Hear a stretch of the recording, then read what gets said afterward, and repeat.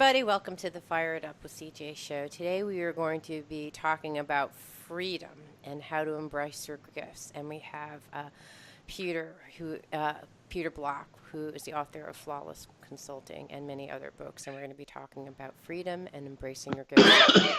So welcome. Thank you. Nice to be with you again. Yeah. You're fun to do this with. Good. You're fun to do this with too. Imagine that. All right, so freedom. What an interesting topic. I have to, can I share with you something that happened to me earlier in the week as a way to kick this off? So when I was in third grade, I won, a state championship on writing poems. And my Asian mom, she had the wall where she would hang all the things that she was proud of. And those would be my report cards. This is very Asian, right? And just, math tests with 100, those kinds of things.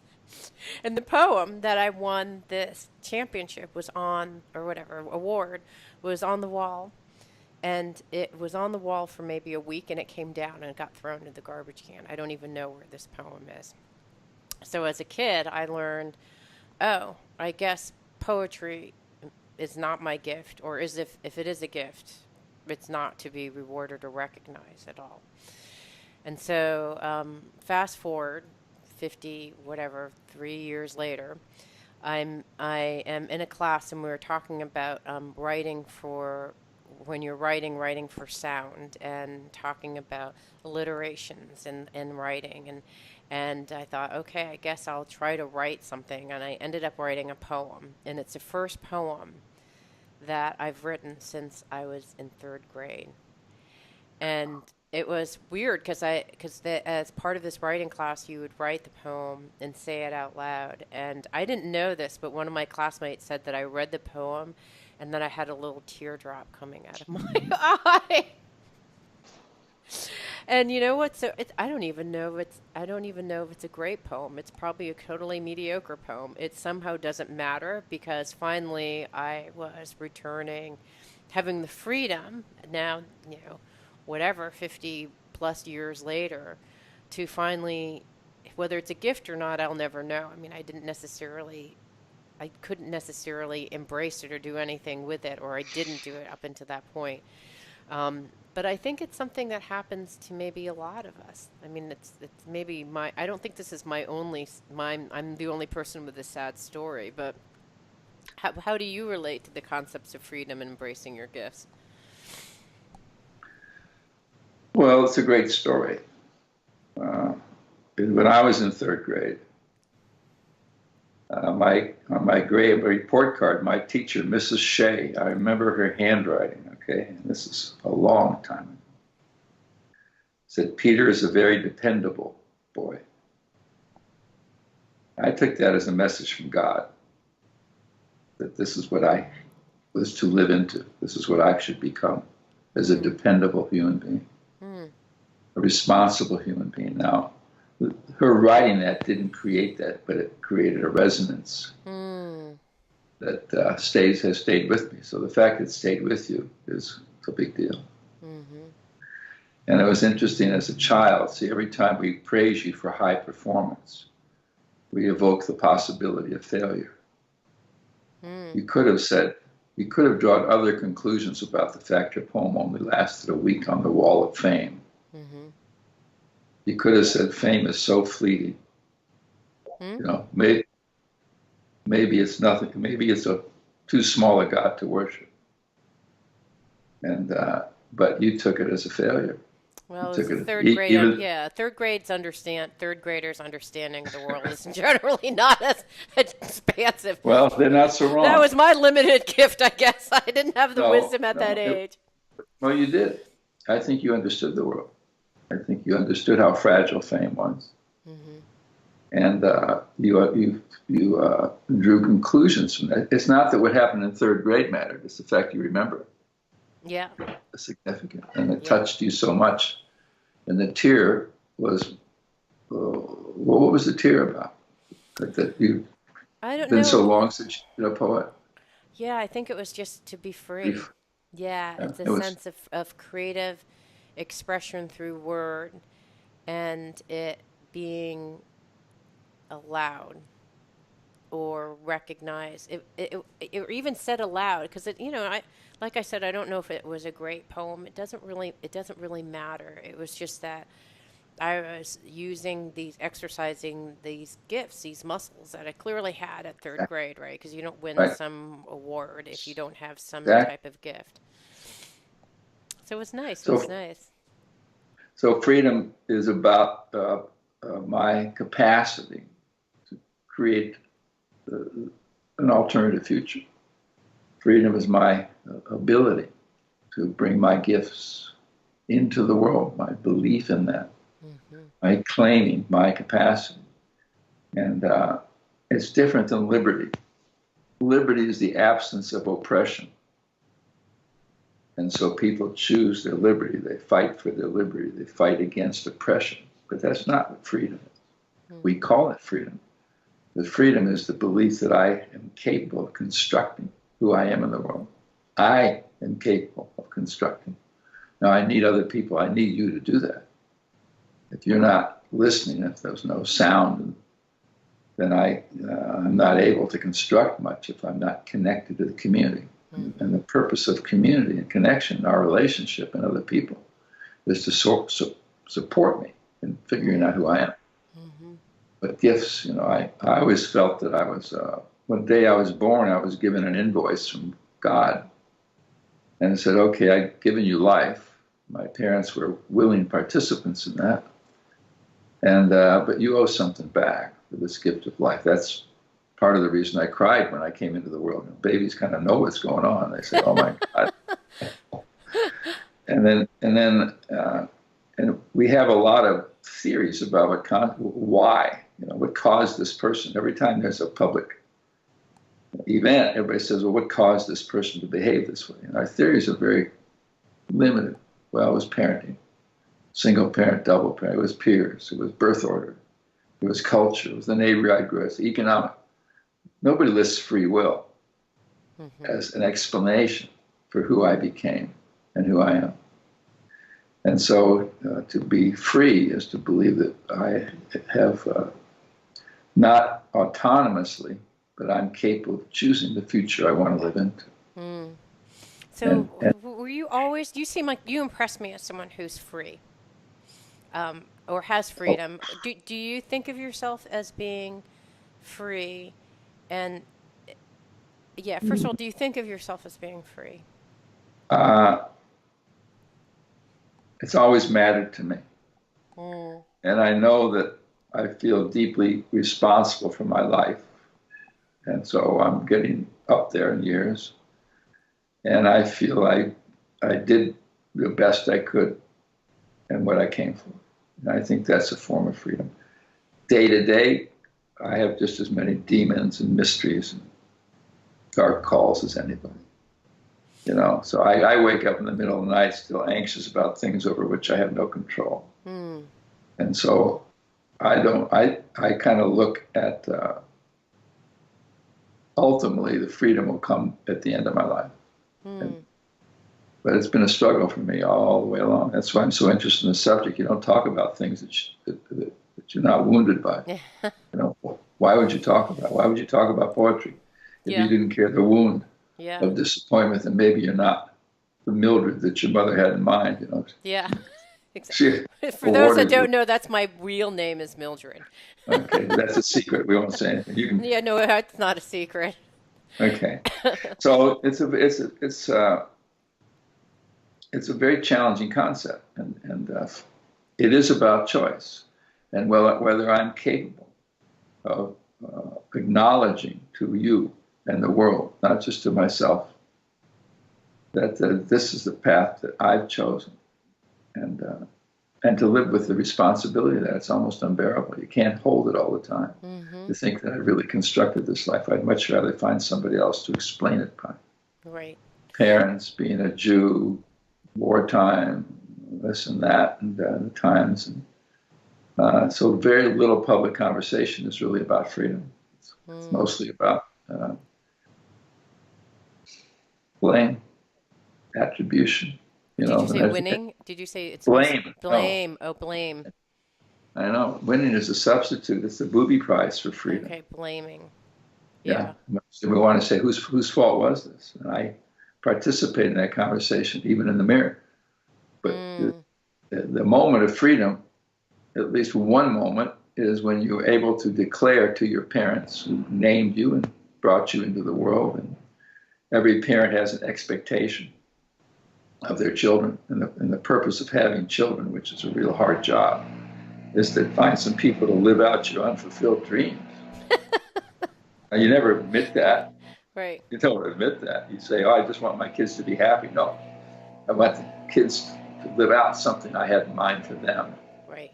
And what I want them to live out is always something unfulfilled in my own. It's always a projection of my own. Mm-hmm. So to me, my good friend Tony Petrella, who's a little older than I am, his joy now comes from having stopped projecting things onto other people. He finds enormous freedom in not projecting his concerns, his woundedness, his humanity, his issues, his desires, his insight, his wisdom on other people. And every time I kind of worship a hero, I'm projecting onto them attributes of some kind I need to take back. So culturally, especially in the U.S., most of the way we talk about leadership is just projection. I want a role model. Really? You want a role model? You know, I want to be I need a wisdom figure. Really? So people ask you for advice. And I always, so they're projecting onto me having an answer they don't have, which is, it's fine, but it's foolish. And so they ask for advice, and I say, well, I'll give you advice if you make me one promise. What's that? I say, you'll follow it. And so far, nobody has taken me up on that offer. Well, I find all the different definitions that you just brought up in this dialogue interesting. So, your definition of freedom, as I understand it, is that you were given gifts at birth, and now that you have followed those gifts and have been responsibly applying those gifts, there's a sense of freedom that comes with that, and your friends' freedom is freedom of is it freedom of judgment or freedom? So you said your friend who your older friend, you said that he has a different kind of freedom. I mean, how would you describe that freedom? He's not judging the world so much, and he's not having expectations of the world or people in his life, really, that are unfulfillable. And he's not counting on the people around him, his wife and his friends and his children, and to produce something for him, which is what disappointment is all about. Right. And I thought that was interesting that that's what he's worked through in his life. Right. And when you say bringing gifts and you're responsible for it, but what doing it is always haphazard. To claim my freedom is not to claim victory or declare success. It's just to say that, well, I know that I chose my life, and I know I will keep choosing my life, even though it's racked with my humanity, just in who I am. But I do think the absence of judgment is a huge source of freedom. Right. It's more. There are different kinds of freedom, because that to me is like personal liberation. It's spiritual freedom. When you're not looking at yourself and judging yourself, whereas the other one seems to be more about exercising free will. Like I've decided to live and embrace my gifts, and that's what I'm going to be doing. And Right. and I was trying to figure out my sense of freedom is, I think, probably just the exercise to just do whatever the heck I want, whenever I want, as long as it doesn't harm anyone. I had an interesting thing that happened just this week. I met with someone who, and my husband had a really interesting observation. He said, I met with someone and they said, what are you doing right now? And I said, I'm actually not doing much of anything. And I'm really proud of myself for doing that, because if you Right. could see how maniacally obsessed I am about doing, for me, not to be doing is a major accomplishment, or it's a Yes. major undertaking not to do anything. It sounds crazy. And I shared this with someone who that was not her cosmology. It was just like, oh, well, you look like you're working out. You must be doing that. And I said, oh, yeah, I work out. I still work out every day. And she said, well, are you still doing your radio show? Oh, yeah, I still do the radio show. And she said, well, are you, and I said, and I'm doing trainings and stuff. I'm trying to scale it down to once every month doing a training. And she's like, well, you're doing something. And I was like, well, yeah, I'm not. I'm actually more focused on the fact that I'm not doing anything and trying to be happy that I'm not doing anything. And it was interesting because my husband said, well, it's interesting when you talk from ego to ego, that's the kind of conversation that you have.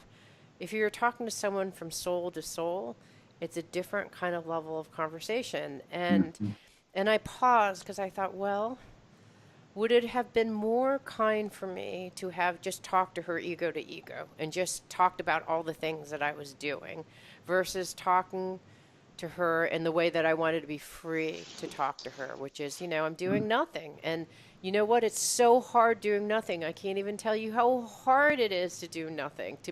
To have ultimate freedom is actually incredibly hard. Like I have free time and I'm thinking, what do I want to do? I'm like, I don't even know what I want to do.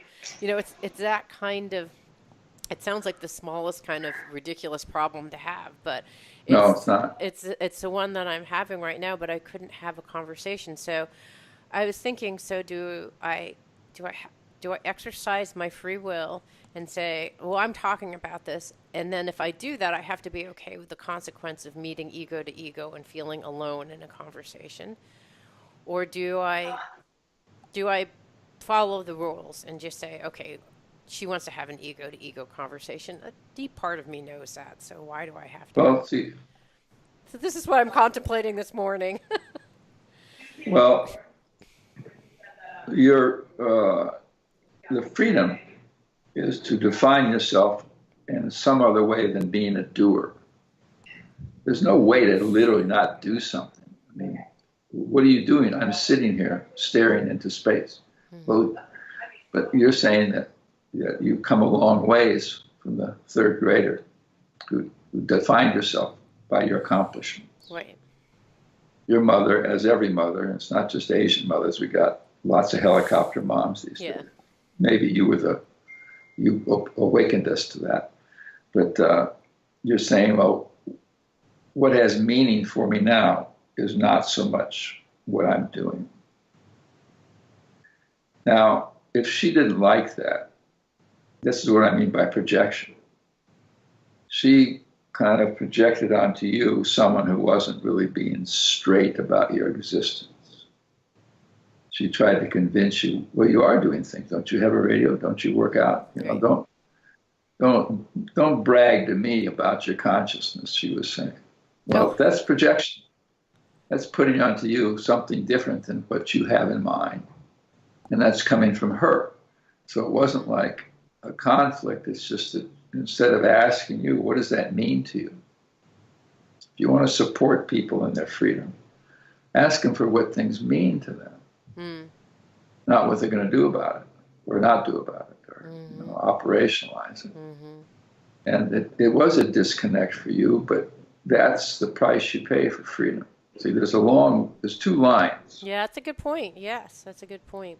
I've always felt there's two lines. One is advertising safety, being Mildred, being Peter. Peter on this church is my rock. Okay, responsibility in the naming of me.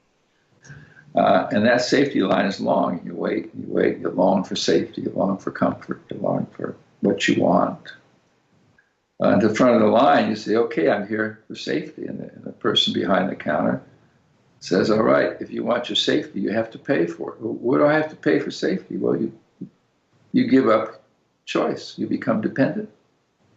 You have to be compliant. You have to yield to the expectations of your boss or your boss's boss or your teacher or your master or your priest.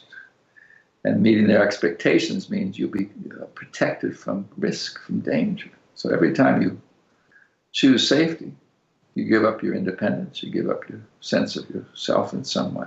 Right. And So, the yeah. workplaces. Now there's another line that has advertising freedom. And that line's empty. You go right to the front. Okay, there's nobody waiting.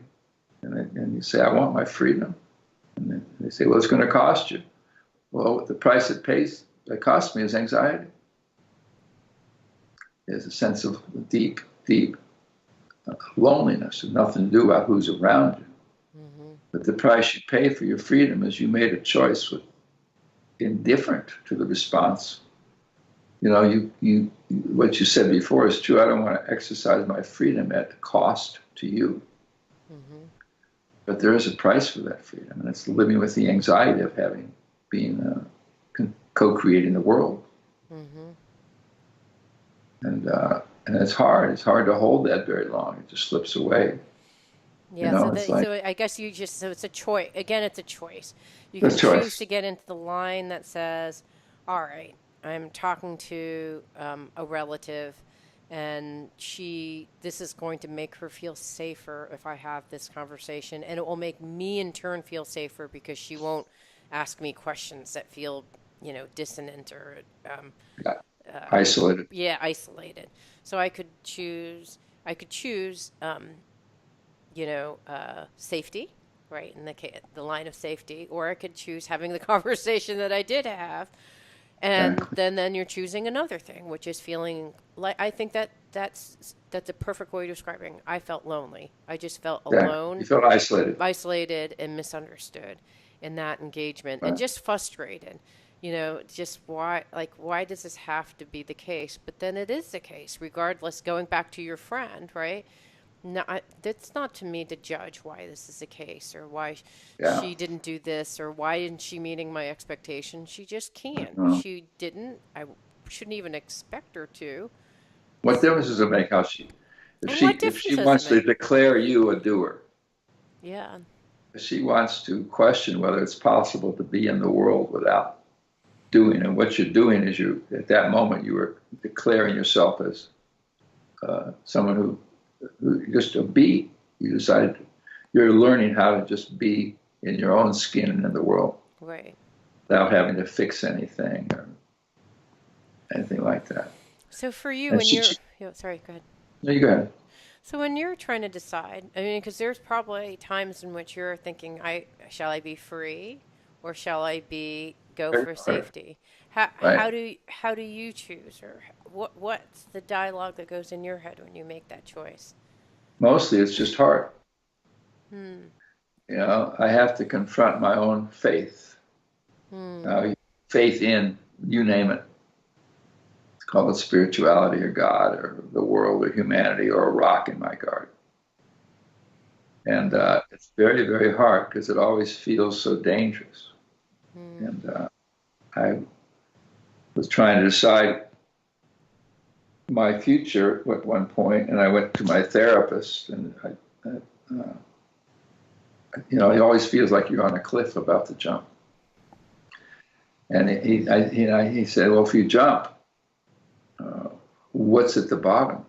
And I said, are you kidding? Everybody knows what's at the bottom. Rocks and crashing waves and destruction. And he looks at me, and I said, is there anything else that could be down there? And he said, well, maybe you're falling into the palm of the hand of God. I thought, wow. Wow. And so that's the challenge. Do I have faith? And now half the time I misname my freedom as doing my own thing. Well, I don't feel like going to a movie tonight. I don't know what that's about. That's just chit chat. But the idea of changing paths, you only doing three things. You do your show. You take care of your health and well-being. You probably try to be a good wife, a good person. and you do one training a month. Well, that's cool. That's you saying, okay, maybe at this stage of my life, and I feel this way, I do have more choice than I ever imagined. Mm-hmm. And to me, responsibility has been the rationalization for my slavery. Hmm. I always Wow. felt, I Wow. always felt, my emotional, relational uh, sense of not, well, I have to do this. What would happen to me if I didn't? The rocks and the waves, to me, are the consequences if I didn't show up all the time, if people ask me stuff I didn't Wow. want to do. I mean, I have an awful time saying no, especially in the work world, but Yeah. also at home. Yeah. And so it's a misconstruction of who I am. It's forgetting. If I Wow. ever believed that I had half the gifts that I am credited with, and if I ever believed that I was really, really capable of being loved, regardless of what I did, that would knock me out for a month. That would be such a shift in consciousness for me. And Mm. this is way, way into the game. This is eighth, ninth decade of mine. I've been alive. I was alive in the 30s, for God's sake. Wow. And so it's just very challenging. I have a friend. A lot of the work I do is about economic equity and stuff. And Monica's a nun. And I said, Monica, wait a second. You chose poverty, and we're trying to get rid of it. What's going on here? And she said, well, I had community. I gave up materialism because I knew I'd be part of a community that would always care for me. Hmm. And that's an amazing act of trust. And she said, yeah, and we care for each other, whether we are productive or not. Some of the sisters, they don't do squat. They don't do nothing. They're not working. They're not doing anything. They're not productive. They're not even nice to be around. Mm-hmm. I know in our community, we're going to take care of those women, regardless of what they do. Mm. And real freedom for me would be to really believe that, I can Mm. say it, but if that really sank into my soul, sank into my heart, that all I had to do, that I didn't have to earn anything, that I paid the invoice. So that's my question to God now. Have I paid that invoice that was Oh, delivered to me? wow, that's so fascinating because I feel like you've already paid and overpaid. Like the person who left like a I have. $36,000 tip, like you're that person. Wow, Exactly. I just think so. Exactly. So I totally didn't get it that in the beginning of the show, when your teacher in third grade said that you're dependable, that was in fact a curse. I thought that was just a sweet thing to say, but this has actually somehow cursed you into believing that is your primary gift, and that if you don't, continue paying up in that dependable, responsible way, then I'm doomed. you're gonna fall off the cliff and like go Well, into a rocky fall with rocks well, and water. Oh, I think that's really fascinating because in the spiritual path, we all feel like we're separate. If you follow the text, right? I mean, and I know that you do, that the returning back to home, returning back to consciousness is knowing that we are not separate, we are not alone, that God is inside of us, that we are one with God. In fact, that we are, you know, we are God, not necessarily in the I'm, big white bearded dude in the sky. You are a big white dude, not in the sky, but no offense to all that. part of my redemption strategy. It's not my real color. I have brown hair, but I dye it white as part of a way of getting on the good Yeah, side. this is getting to your godlike status. Start looking the part. I it's not that she wrote down Peter's a dependable boy. It's that I chose that sentence. Mm-hmm. She I probably gave wrote other meaning to that things. sentence. Yeah, yeah. I had other messages were coming in other directions, but I chose that as my strategy to get by and to be successful and make a difference and be loved. And if I couldn't be loved, I would be respected. So that's kind of the racket of the game, as some say it, or some bargain I made with the world, that over time always wears thin if I have enough faith to let it pass. It's just hard. Do you think, though, that initially, if you believe that we are all driven, if you believe that, in fact, we have some volition, we have some free will, but then also the spirit is flowing through us all the time, making decisions. So at third grade, you decided that, of the litany of, I'm sure there's tons of adjectives that she used to describe you, but you chose for some reason. Why did you choose dependable? Like, Exactly. what in your spirit made you choose at that time?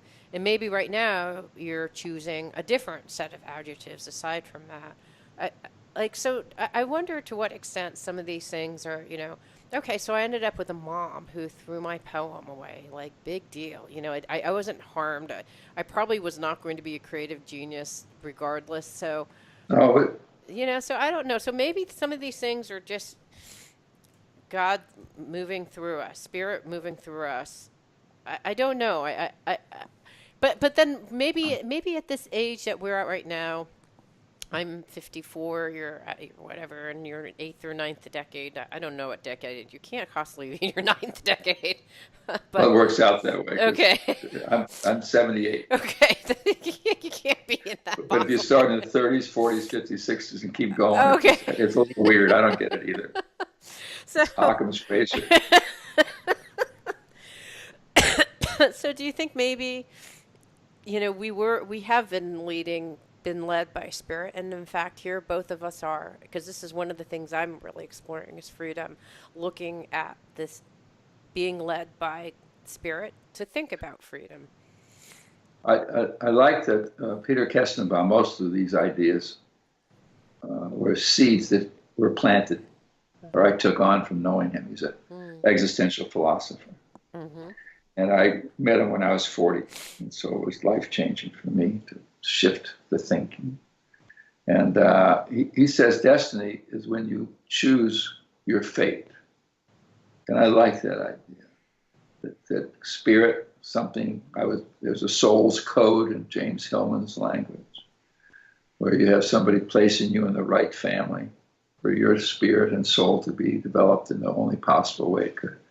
And then it's a mixture of that and letting that, and then seeing what is pulling you and choosing it and not fighting it. And I do think to choose what pulls you and to surrender to it is an act of faith.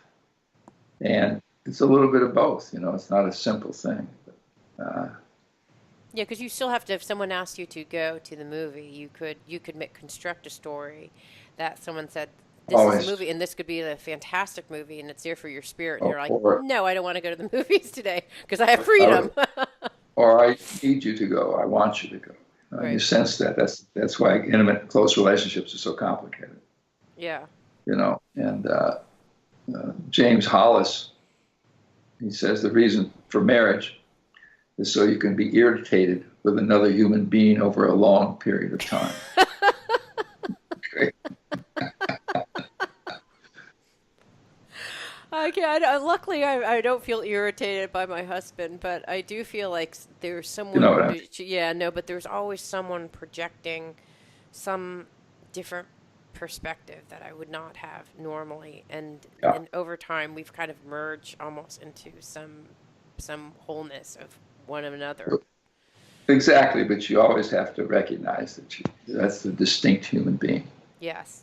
Yeah, absolutely. You aren't defined by we, and it's very hard to do that because and by irritated, it means that you're constantly confronted with it. You're not only in freedom yourself, but so are they.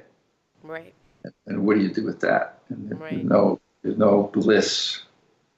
The people that say, I'd like you to meet my bride, well, they're sleepwalking. They're declaring victory. They're saying, we're as close and perfect today as we were the day we were married. And that always, I don't know, it's kind of really irritates you. What planet am I living on? It is, so, and it never goes away. At the end of the day, though, to be free is to realize this is the world I've created and the life I've chosen. Mm-hmm. And then I'm responsible. There's a positive side to being accountable for something. Because the dark side of not choosing my freedom is a deep feeling of helplessness, entitlement, cynicism, a story about the world that focuses exclusively on its danger, its darkness. This is where we are right now. It's a dark age. The dark ages aren't coming. They're here. Mm-hmm. Because the cultural story is isolation. Mm-hmm. America first. This is what kept us out of the Second World War until just in time we got into it. And so the reason to choose your freedom and to realize that I'm a co-creator of this world is it's an antidote to cynicism. Mm-hmm. Cynicism is the loss of faith. You say, why choose your freedom? Come on, let's get real. You're a product of, etc.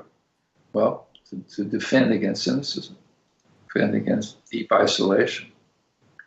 And if I can be with you and not hold you accountable for how I react, the thing I love is you push my buttons, yeah, but I didn't install them. Right? Mm-hmm. Then I don't feel so isolated or cynical. And it's not denying the suffering in the world. And there's so much unnecessary suffering. It's heartbreaking. I don't know what to do with that. Try harder. Come on. But then you stay even with the game. That's the argument. It's not that freedom leads to bliss or more joy than other people. And some of us, joy is just not part of the deal. Mm-hmm. People years ago would say, Peter, well, don't you experience joy? And I say, I don't know what you're talking about.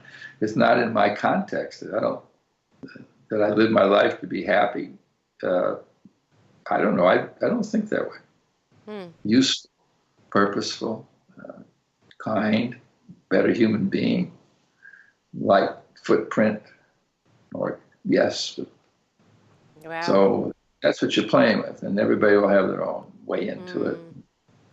But in the end, it's a high risk, and it is about choice. Choice in the sense of the question that takes me there is for whatever. So if you weren't choosing the gifts that you've been told at a very young age and that you've kind of reinforced over and over with your behavior and your actions, what are the gifts that so I'm hearing faith in the unknown, jumping, into the unknown. Maybe that means adventure. What are the gifts that you would choose to embrace had you not, or at this juncture? It took me a long time to find my own voice. So I wrote the first book when I was 40, and I was horribly embarrassed by it. I mean, you can't write a book without being embarrassed, but I was horribly embarrassed by it. And I thought, I wanted to do this. I wanted a hard copy just to see it. And it did well. It found an audience. And so I thought, well, that was a happy accident. And then 7 years later, I wrote another book on empowerment. It found an audience. And I wrote another book. It found an audience. And I thought, oh, my God. I had never thought I had a brain. Okay, I thought I was a good B student and clever enough to make eye contact and smile at people in authority so I could kind of fool them. And so for me, the gift of language was late coming. The gift of finding my voice. I used to, in my 20s, I started getting asked to give talks, do trainings in front of people, human beings. And when I was in college, I had an experience where I was supposed to recite something in front of a group that I was living with. And I couldn't speak. The anxiety captured my voice.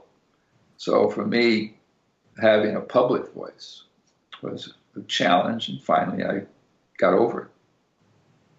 I reconstructed my relationship to anxiety. And instead of seen as a problem to be solved, I thought happiness was the absence of anxiety. Wow. Wow. And at some point, I realized the anxiety I felt about being a public soul, public person. And the thing about being public and, is you can't control people's response. With the two of us, we can manage our way through a conversation. Right. And if I see I'm doing something with you that's not working, I can stop. Right. And with 50 or 100 or 5,000 people, I don't have a chance. Yeah. Yeah. And I finally said, maybe this is maybe this is aliveness. I had misnamed it. And so I got used to being anxious. Oh, that's actually interesting. Maybe it's aliveness. I'll think of it next time I get one of these obnoxious comments on YouTube, which I get all the time. Say thank you. And I'll be like, oh, aliveness is coming about. Well, it is. It means you're still accessible. You're still able to suffer and to hurt and to care. Yeah. And and the comments you get, I've gotten it was good for me to get people very angry at me. Yeah. And I've had people call me about one of my books, and the guy, I don't know how he got my number, but it was scary how mad he was. What was he mad about? He thought the whole premise of the empowerment book was dangerous, hostile. He said he wouldn't even, it was just really nasty and scary. And then it's been good for me to be on the receiving end of that and realize that, fine, fair enough.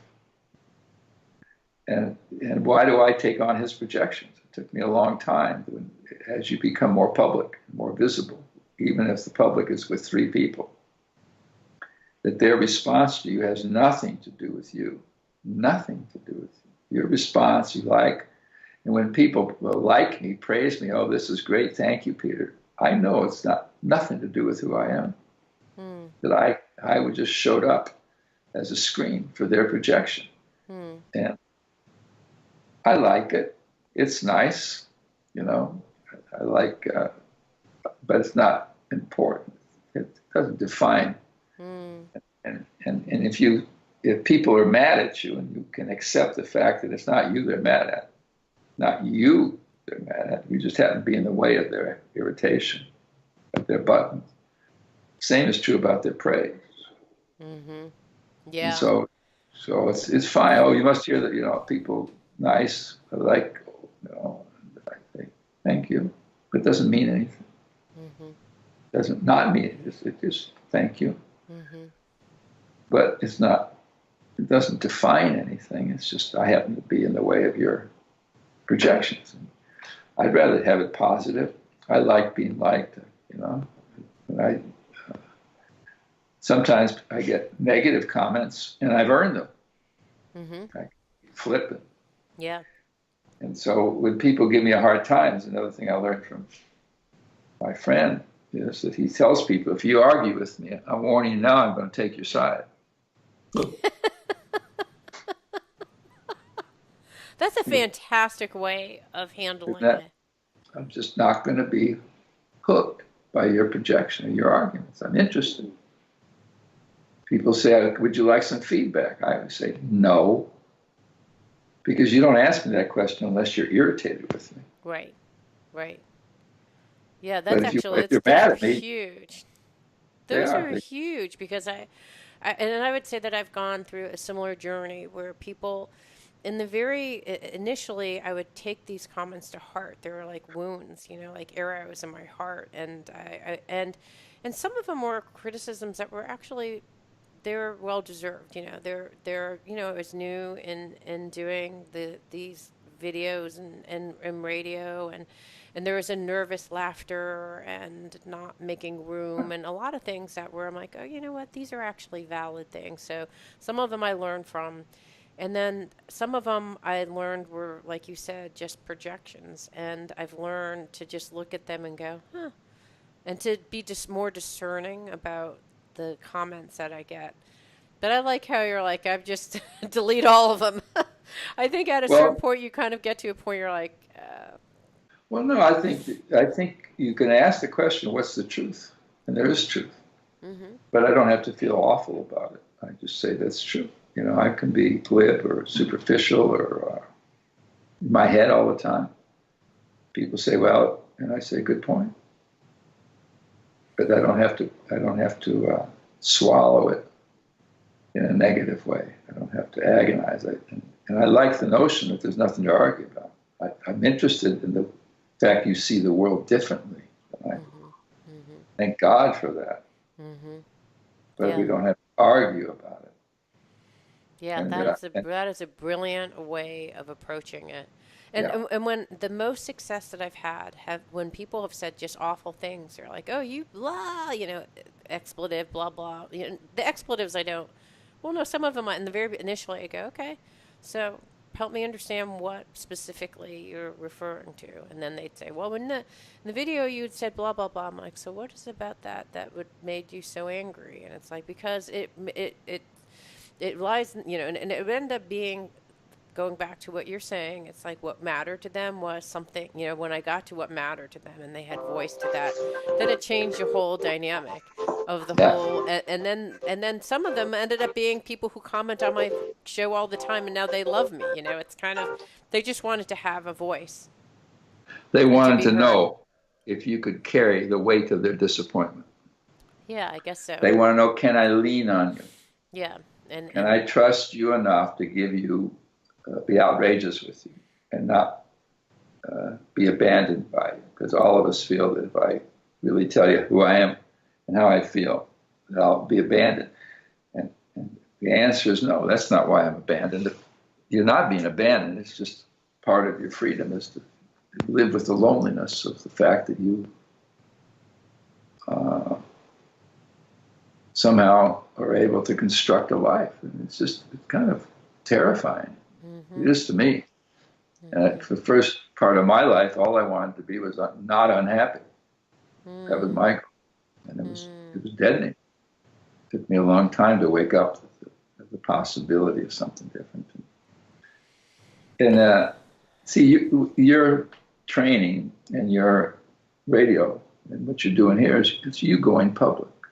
mm-hmm, If you stayed a poet, you could have stayed in the privacy of being a wonderful poet. You sent out Mary Oliver has the luxury of living in Provincetown or wherever she's living today, I don't know, and sending out these amazing poems. But she doesn't have to face it if she doesn't want to. mm-hmm, Where you've gone public, you say, mm-hmm. okay, I'm going to declare my place in the world. And when you're young and forming yourself, there's such a deficiency orientation. As soon as you went to school, when I went to school, all of a sudden I was expected to be a performer, and I bought that. And I wanted to perform pretty well. I was afraid of performing too well. There was too much pressure. Mm. And when you lose some of your humanity when you choose to be a performer, what you're doing in your declaration of not doing Mm-hmm. is you reclaiming your humanity. Mm. And your humanity includes your deficiencies. Mm-hmm. And the culture, in order to keep us isolated, because if you isolate people, it's easier to control them. So every organization wants you to be defined, in silos and stuff. So the shift for me is to stop working on my deficiencies. Mm. So a platform, one little brick in my little freedom trail, is to just accept my deficiencies as being true, fatal, and everlasting.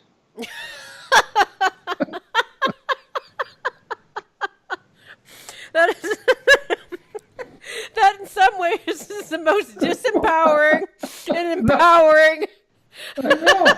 way to be. It's funny because it's true.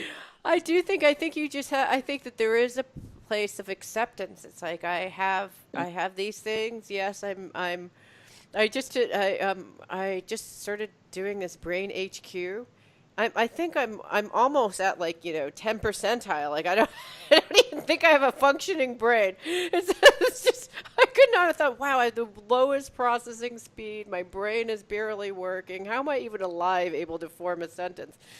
But then I Exactly. thought, well, at least I know where I am. And I Well, can work from that, or I can accept it or not. I mean, who cares? At least I can form a sentence. It's close enough. exactly. Yeah, Exactly. So see the underlying feeling of this is that I'm not enough. yeah, So all these tests, all these challenges yeah, are variations of the world coming at us saying you're not enough. yeah, absolutely. Well, your response is, even though I'm in the 10th percentile, I am enough. Yeah, It's enough. yes, yes. It's enough. Done I'm enough. actually at the 50th percentile, but to me, in my Asian mind, that's equivalent to 10th percentile. Well, To be average is horrifying. I know. Oh my God. All right, this has just been delightful talking to you on the day Great. before Thanksgiving about my favorite topic of exploration this year, which is freedom. And Beautiful. there's, yeah, I think we often forget how free we actually are.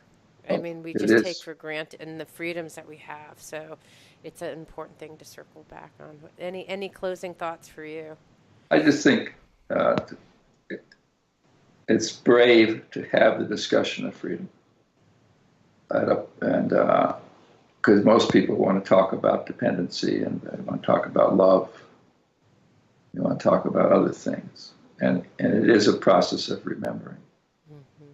And, what I so appreciate about you is that you are not afraid of intimacy.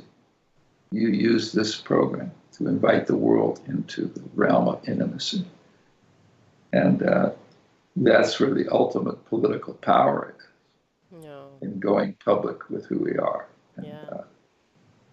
And if we talk about power and freedom and creating a culture, all right, if we talk about how to raise a child, the challenge is to find out who they are, not to mold and shape them, which is an act of violence. Mm. And I'm still trying to find out who my children are. And Mm. Well, they keep anyway, thank you. evolving. Yeah, thank you so much. Okay, It's you a too. gift to my soul to talk to you. Well, thank you. Till next time. All right.